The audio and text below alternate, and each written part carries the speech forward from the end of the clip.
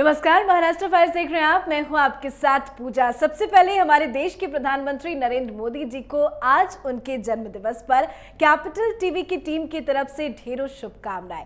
आज पीएम मोदी का 72वां जन्म दिवस है, जिसको लेकर पूरे देश भर में उत्साह है, उमंग है। कई कार्यक्रमों का आयोजन भी किया गया है। पर हमारा शो महाराष्ट्र फाइल्स, जिसमें हम महाराष्ट्र की खबरों पर ही चर्चा करते हैं, तो आज पीएम मोदी के जन्म दिवस पर विशेष चर्चा करेंगे कि पीएम मोदी के सत्ता में आने के बाद से महाराष्ट्र की राजनीति में क्या कुछ बदलाव हुए, कैसे हिंदुत्व के मुद्दे को पीएम मोदी ने महाराष्ट्र में आगे बढ़ाया, कितना इम्पैक्ट पीएम मोदी का महाराष्ट्र की जनता पर है। आज इसी को हम कैपिटल टीवी के सीनियर एडिटर राजीव जी से समझेंगे। राजीव जी, बहुत बहुत स्वागत है आपका। धन्यवाद। पीएम मोदी का जन्म दिवस है, खास अवसर है, तो आपसे समझना चाहेंगे कि पीएम मोदी के मार्गदर्शन में महाराष्ट्र की राजनीति में कितना बदलाव हुआ है। देखिए, प्रधानमंत्री नरेंद्र मोदी जो 2014 में उम्मीदवार बनाए गए थे भारतीय जनता पार्टी की ओर से प्रधानमंत्री पद के लिए, उस समय से जो 2014 में लोकसभा का चुनाव हुआ, इसे एक पूरे देश में क्रांति के तौर पर देखा जा सकता है। इसे 2014 की क्रांति कह सकते हैं और मोदी को उस क्रांति के योद्धा कहा जा सकता है, इसमें कोई दो राय नहीं है। पूरे देश में सामाजिक और राजनीतिक क्रांति हुई है और उस क्रांति के योद्धा नरेंद्र मोदी हैं। लेकिन अगर महाराष्ट्र की बात करें तो पूरे देश की तरह महाराष्ट्र में भी पीएम मोदी का दो तरह से असर दिखाई पड़ता है और उसे देखा जाना चाहिए। एक राजनीति के तौर पर, यानी कि राजनीति कैसे वहाँ की बदली और महाराष्ट्र के लोगों को कितना फायदा इससे हुआ, इस क्रांतिकारी परिवर्तन से। दूसरे स्तर पर देखा जाए तो समाज में, जो महाराष्ट्र में एक तरह से देखा जाए तो महाराष्ट्र सामाजिक क्रांति के लिए, हिंदुत्व की क्रांति के लिए एक ऐसी धरती रही है जिससे पूरे हिंदुस्तान को संदेश मिलता रहा है। चाहे दलित उद्धार की बात करें, अंबेडकर की बात करें, ज्योतिराव फूले की बात करें, या फिर स्वतंत्रता आंदोलन में महाराष्ट्र के योगदान की बात करें, या वीर शिवाजी महाराज की बात करें, जिन्होंने हिंदुत्व के मुद्दे को, हिंदू स्वराज को ऐसे बढ़ाया कि मुगल सल्तनत हिल गई थी। तो ये सारी स्थितियों में अब 2014 के बाद जो सामाजिक और राजनीतिक परिवर्तन हुए हैं वो एक तरह से विजिबल है, दिखाई पड़ रहे हैं। तो सबसे पहले हम लोग देखें कि महाराष्ट्र में राजनीतिक परिवर्तन कैसे हुए और इसे राजनीतिक क्रांति के तौर पर क्यों कहा जाना चाहिए। अगर 2014 के चुनाव को देखें, जिस समय नरेंद्र मोदी को प्रधानमंत्री का उम्मीदवार बनाया गया था भारतीय जनता पार्टी की तरफ से, और पूरे हिंदुस्तान में एक माहौल तैयार हो रहा था ऐसे व्यक्ति के लिए जिन्होंने निस्वार्थ भाव से सेवा की है देश की। वो राजनीति में नहीं आना चाहते थे, राजनीति नहीं कर रहे थे, वो संघ के माध्यम से देश की, राष्ट्र की सेवा कर रहे थे। लेकिन उन्हें समझाया गया, बताया गया, वाजपेयी जी ने भी समझाया कि जब तक समाज में राजनीति के माध्यम से परिवर्तन को सक्रियता से नहीं देखा जाएगा, तब तक सामाजिक परिवर्तन की रफ्तार बहुत धीमी होती है। राजनीति के माध्यम से जो परिवर्तन होता है वो सामाजिक परिवर्तन को गति देता है। ये स्थितियां थी, ये पौराणिक समय से ही कहा जाता रहा है और चंद्रगुप्त मौर्य के समय चाणक्य ने भी यही बात कही थी कि जब समाज में परिवर्तन स्वतः स्फुर्त होता है, अपने आप परिवर्तन होता है, तो उसमें लंबा समय लगता है, सालों साल, दशकों लग जाएगा समाज के छोटे छोटे परिवर्तन के लिए। लेकिन जब राजनीति के माध्यम से, सत्ता के माध्यम से परिवर्तन होता है तो वो बहुत तेजी से होता है, उसकी गति तीव्र होती है। 2014 में महाराष्ट्र को देखें, जो राजनीतिक परिवर्तन हुए, तो सबसे पहले पीएम मोदी के उस आगाज ने महाराष्ट्र में दो बड़े चोर, लुटेरे, घोटालेबाज को सरकार के स्तर पर सत्ता से दूर किया, परिवारवाद की राजनीति को एक तरह से ब्रेक लगाया। ये थे कांग्रेस की सरकार और शरद पवार की सरकार। कांग्रेस और शरद पवार दोनों मिलके महाराष्ट्र की सत्ता को घुमा रहे थे और वहाँ के लोगों ने देखा है कि शरद पवार पहले कांग्रेसी ही थे, कांग्रेस से हटके उन्होंने अपनी पार्टी बनाई, लेकिन अपनी पार्टी बनाने के बावजूद ये कहा जाता है कि अगर किसी पार्टी से टूटकर कोई दूसरी पार्टी बनी है तो इसका मतलब है कि उस पार्टी के साथ वैचारिक मतभेद होगा, सिद्धांतों का मतभेद होगा। लेकिन अगर शरद पवार के मामले में देखा जाए तो ये कोई मतभेद नहीं था, ये सिर्फ महत्वाकांक्षा का मतभेद था कि अगर कांग्रेस के साथ रहते हैं तो दिल्ली से कंट्रोल होगा। कांग्रेस में गांधी नेहरू परिवार की चलती है और वैसी स्थिति में हमें लूटने का मौका उतना नहीं मिलेगा जितना स्वतंत्र रूप से अपनी पार्टी के स्तर पर मिलेगा। ये लूट के लिए इन्होंने अपनी पार्टी बनाई थी, क्योंकि उसमें तो उनकी सिर्फ हिस्सेदारी हो सकती है। मुख्यमंत्री बने महाराष्ट्र के, लेकिन उनका संचालन जो होगा, उनकी बागडोर होगी, वो दिल्ली में होगी। चाहे गांधी नेहरू परिवार का कोई भी व्यक्ति कांग्रेस का अध्यक्ष हो या कांग्रेस का अध्यक्ष न रहे, पीछे से कांग्रेस को चलाता रहे, लेकिन उसकी बागडोर वही होगी। तो इसलिए उनका सिर्फ एक हिस्सा हो सकता था। अब एनसीपी में उनका हिस्सा नहीं है, सब कुछ उनके कंट्रोल में है। तो ये उस समय दिखाई पड़ा जबकि कांग्रेस से अलग होने के बाद तुरंत ही कांग्रेस से गठबंधन कर लिया और दोनों ने मिलकर सरकारें चलाई लंबे समय तक। अब सरकारें जब चल रही थी इनकी, तो उस समय कई घोटाले हुए जिसमें अभी भी शरद पवार के पूरे परिवार फंसे हुए हैं, जिसमें सिंचाई घोटाला है, बैंक फ्रॉड का घोटाला है, ये 25-25 हजार करोड़ के घोटाले हैं। शरद पवार का के नाम से भी चार्जशीट दायर किया गया है, अजीत पवार भी हैं, सुप्रिया सुले भी हैं, उनके पूरे खानदान कहीं न कहीं किसी घपले घोटाले में फंसे हुए हैं। दूसरी तरफ कांग्रेस की सरकार तो इस बात के लिए जगजाहिर है कि जहाँ जहाँ रही है, चाहे केंद्र में या राज्यों में, इनका घोटालों से पुराना नाता रहा है। तो ये दोनों की सरकार जो चल रही थी, उससे मुक्ति का रास्ता नरेंद्र मोदी ने दिखाया 2014 में। 2014 में पहले लोकसभा चुनाव हुआ। लोकसभा चुनाव में इन दोनों को बड़ा झटका लगा। 48 में से 41 सीटें भारतीय जनता पार्टी और शिवसेना को मिली और उसके बाद दूसरे स्तर पर एनसीपी कांग्रेस धीरे धीरे घिसटती गई और फिर विधानसभा चुनाव में भारतीय जनता पार्टी बड़े स्तर पर जीत हासिल की।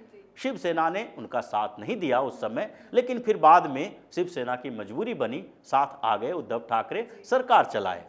उसके साथ ही अब इनका एक और आधार जो परिवारवाद की राजनीति है, जिसे बार बार प्रधानमंत्री नरेंद्र मोदी अस्वीकार करते हैं, उसकी आलोचना करते हैं कि जब तक परिवारवादी राजनीति रहेगी हिंदुस्तान में, तब तक उन युवाओं को, उन लोगों को जो ईमानदारी से राजनीति करना चाहते हैं, जो देश की सेवा करना चाहते हैं, उन्हें मौका नहीं मिल सकता। आपने दो चीजों का जिक्र किया, भ्रष्टाचार और परिवारवाद। इस 15 अगस्त में भी मोदी ने लाल किले की प्राचीर से इन्हीं दो टॉपिक का जिक्र किया। तो आने वाले वक्त में भी 2014 का जिक्र आपने जिस तरह से किया है, तो आने वाले वक्त 2024 का भी पीएम मोदी ने एजेंडा सेट कर दिया है क्या? बिल्कुल एजेंडा सेट कर दिया है और 2024 में तो 2014 और 19 से भी बुरी स्थिति शरद पवार, कांग्रेस और उद्धव ठाकरे की होनी है। महाराष्ट्र में जो स्थितियां चल रही है महाराष्ट्र के अंदर, उससे ऐसा लगता है कि जैसे जैसे 2014 और 19 के लोकसभा चुनाव में तो 41 सीटें इनकी बरकरार रही और उद्धव ठाकरे को उसका फायदा मिला भारतीय जनता पार्टी के साथ होने का और भाजपा में भी मुख्यतः नरेंद्र मोदी का साथ लेने का। मोदी ने बार बार उद्धव ठाकरे को चेतावनी दी, उन्हें अपने साथ रखने की कोशिश की, यहां तक कि अंतिम समय तक उन्हें इस स्तर पर अपने साथ आने के लिए कोशिश करते रहे कि इतनी कड़वाहट नहीं होनी चाहिए उद्धव ठाकरे के मन में कि फिर हम एक साथ ना आ सकें, क्योंकि पीएम मोदी का जो दूसरा सामाजिक एजेंडा था, जिसके बारे में आगे हम लोग चर्चा करेंगे, वो आधार बना हुआ था कि कम से कम बाला साहब ठाकरे के जो उत्तराधिकारी बने उद्धव ठाकरे, वो भी उस हिंदुत्व के एजेंडे पे चले। तो राजनीतिक तौर पर महाराष्ट्र के लोगों को करप्शन और परिवारवाद से मुक्ति का मार्ग जो प्रधानमंत्री नरेंद्र मोदी ने दिखाया, उनके लीडरशिप में महाराष्ट्र में भारतीय जनता पार्टी को बेहतर लीडरशिप मिला, देवेंद्र फडणवीस जैसे लोग मिले। आप 2014 से 2019 तक महाराष्ट्र की सरकार को देख लीजिए, कोई ऐसे घोटाले घपले सामने नहीं आएंगे। 2019 से 2022 तक जब तक उनकी सरकार रही एमवीए की, तब देख लीजिए कि 2.5 सालों में इन लोगों ने क्या किया। वसूली कांड हुआ, संजय राउत जेल में है, अनिल देशमुख जेल में है, नवाब मलिक देश में जेल में है, और अभी लिस्ट लंबी है। इतने घपले घोटाले वसूली कांड से लेके कई फर्जीवाड़े हुए 2.5 साल के अंदर, लेकिन फिर से ये लीडरशिप काम आया और उद्धव ठाकरे के कुछ लोग जो हैं, वो एकनाथ शिंदे जैसे लोग जिनको पता था कि हमें कहाँ जाना है, उन्होंने फिर से भगवा लहराया है और आगे भी लहराता रहेगा। एक चीज और आपसे जानना चाहेंगे कि महाराष्ट्र में पीएम मोदी की इतनी सालों में लोकप्रियता कितनी ज्यादा बढ़ी है? लोकप्रियता तो यही है कि लोकसभा चुनाव प्रधानमंत्री बनाने के लिए लड़ा जाता है और विधानसभा चुनाव मुख्यमंत्री के लिए लड़ा जाता है। लेकिन अगर प्रधानमंत्री के चुनाव में दोनों चुनावों में देखें, यानी कि 2014 में, 2019 में, दोनों में भारतीय जनता पार्टी 23 सीटें लाई है और उसमें भी 18 सीटें शिवसेना को मिली, और वो भी मोदी के नाम पर ही मिली, उद्धव ठाकरे के नाम पर नहीं मिली, क्योंकि ये चुनाव प्रधानमंत्री बनाने के लिए था, स्टेट लीडरशिप के लिए नहीं था, उद्धव ठाकरे को सीएम बनाने के लिए नहीं था।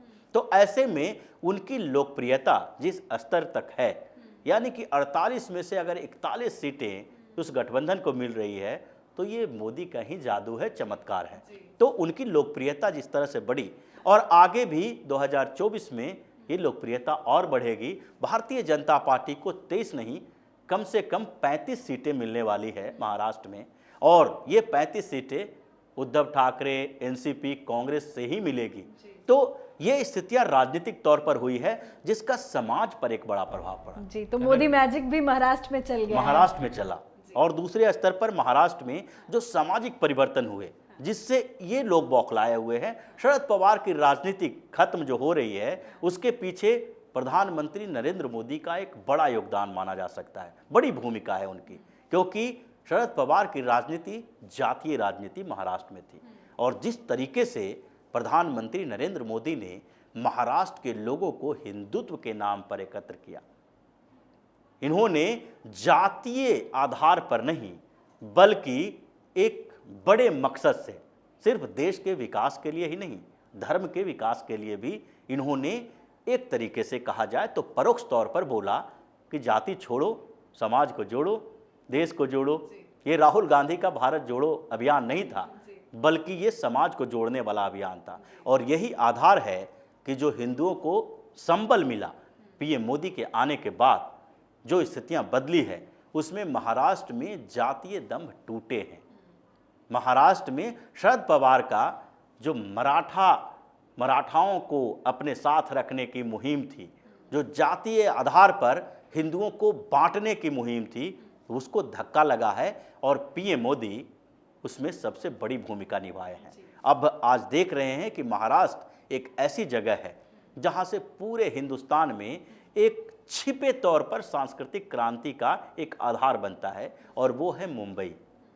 मुंबई में जो बॉलीवुड है वो कहीं न कहीं भारतीय संस्कृति को किसी न किसी स्तर पर प्रभावित करते रहा है और अभी भी करता है। वहाँ भी दो तरह के लोग हैं, और एक तरह के जो लोग हैं वो छुपे तौर पर इस्लामिक एजेंडा चलाते रहे हैं। आज वो एक्सपोज हुए हैं, उसमें कहीं न कहीं पीएम मोदी का हाथ है। उनके आने के बाद ही ये परिवर्तन हुआ, लोगों में धर्म के प्रति जागरूकता बढ़ी और हिंदू जो हैं एकत्र होकर अपने मुद्दों के लिए लड़ना सीखे। ये सामाजिक आधार पर सामाजिक परिवर्तन है। इसीलिए 2014 में जो राजनीतिक और सामाजिक क्रांति हुई है, उसके योद्धा के तौर पर नरेंद्र मोदी हैं, और महाराष्ट्र के लोगों ने जो उनको प्यार दिया है वो उनको दूसरी तरह से गिफ्ट के तौर पर लौटा रहे हैं और लौटाते हैं। और ये प्यार तो दोगुना होता ही जा रहा है। बहुत बहुत शुक्रिया समझाने के लिए। धन्यवाद। तो वाकई मोदी है तो मुमकिन है। मोदी ने वो कर दिखाया है जिसकी कभी कल्पना नहीं कर सकते थे। मोदी ने भारत को नई ऊंचाइयों में पहुंचा दिया। पीएम मोदी ने एक बार फिर अपने भाषण में कहा था कि हमें आज़ादी की लड़ाई में मरने का सौभाग्य नहीं मिला, लेकिन हमें देश के लिए जीने का और देश सेवा करने का सौभाग्य अवश्य मिला है। तो समझ सकते हैं आप कि पीएम मोदी ने अपनी पूरी जिंदगी किस तरह से भारत के लिए समर्पित कर दी है। गर्व है हमें ऐसे प्रधानमंत्री पर। पीएम मोदी के जन्मदिन पर आप भी कमेंट करके अपने भाव को प्रकट कर सकते हैं। देखते रहिए कैपिटल टीवी। नमस्कार।